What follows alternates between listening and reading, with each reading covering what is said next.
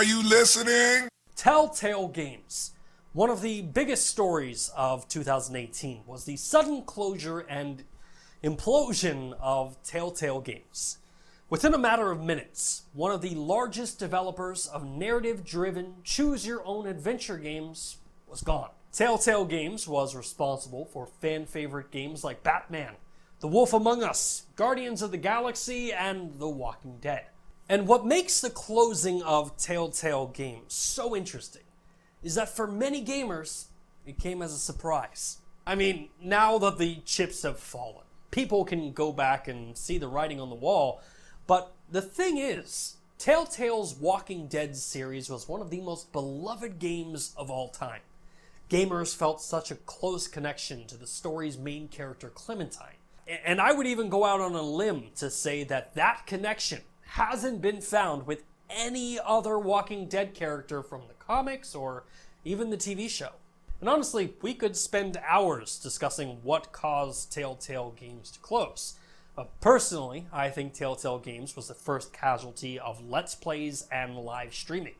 When you have a game like The Walking Dead, that's main mechanic is choosing the outcome to responses or conversations, the overall replayability of the game isn't really there. Because you see, with a Telltale game, no matter what outcome you choose, the main ending will always be the same. So when you have live streamers or Let's Plays showing the entire story for millions of people, Telltale is losing out on a ton of potential customers. I guess think of it this way. Sony just released Venom into theaters a couple months ago, and honestly, I mean, it was alright, but if an individual had streamed Venom to its entirety online where I didn't have to buy a ticket to see the movie, chances are after seeing that live stream, I wouldn't go out and buy another ticket to watch it again. And in a way, that's what killed Telltale Games. In fact, according to Steam Spy, the final season of The Walking Dead sold an estimated 200,000 to 500,000 copies on PC. Whereas on YouTube, there are full playthroughs of the entire season with 437,000 views, 1 million views, or even PewDiePie with 4.4 million views. And in most cases, Let's Plays or live streams do help in overall sales. But when your primary draw is the story or the outcome to that story, watching the game played for free doesn't really encourage you to go out and buy the game. And unfortunately, in the case of Telltale, if I was wrong, they would still be here today. But, of course, that is the past. This week, it was announced that TellTale Games is back. According to Hayden Taylor over at GameIndustries.biz, after 6 months of negotiations, LCG Entertainment has completed its asset grab of TellTale Games and is preparing to relaunch the fallen brand. While the statuses of licenses such as Borderlands, Guardians of the Galaxy, and Minecraft are currently unknown, Telltale still holds the rights to its original IPs, The Wolf Among Us and Batman. However, The Walking Dead and Stranger Things have reverted to Skybound and Netflix respectively.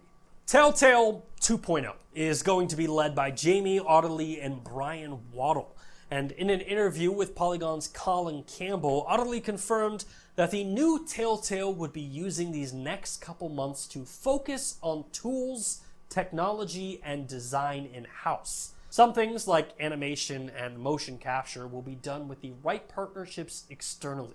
When pushed on the issue of whether they had plans to hire former Telltale employees laid off by the original company, Audeley said that they plan to offer freelance roles with full-time positions possible in the future. And on the topic of change, Audeley said, "We will probably keep the concept of episodes, but with different pacing. This is a different world from a media consumption standpoint. We need to look at how people like to entertain themselves.